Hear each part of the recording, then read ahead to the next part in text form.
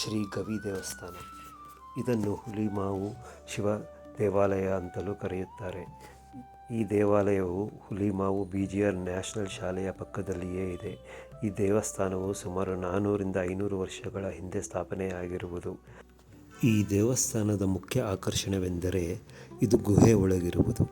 ನೀವು ಒಳಗೆ ಪ್ರವೇಶಿಸುತ್ತಿದ್ದಂತೆ ಒಂದು ರೀತಿಯ ಮನಃಶಾಂತಿಯಾಗುವುದು. ಇಲ್ಲಿ ಶ್ರೀ ರಾಮಾನಂದ ಸ್ವಾಮೀಜಿಯವರು ತಪಸ್ಸು ಮಾಡಿದರು ಮತ್ತು ಅವರ ಸಮಾಧಿ ಇಲ್ಲಿಯೇ ಇದೆ.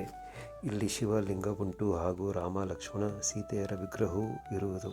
ಈ ದೇವಸ್ಥಾನದ ಮುಂಭಾಗದಲ್ಲಿ ಗಣೇಶ ಮಂದಿರವಿದೆ ಹಾಗೂ ಬಲಕ್ಕೆ ಧ್ಯಾನ ಮಂದಿರವೂ ಇದೆ.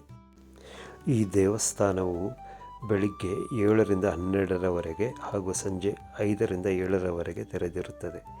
ನೀವು ಬಂದು ಇಲ್ಲಿ ದರ್ಶನ ಪಡೆಯಬಹುದು.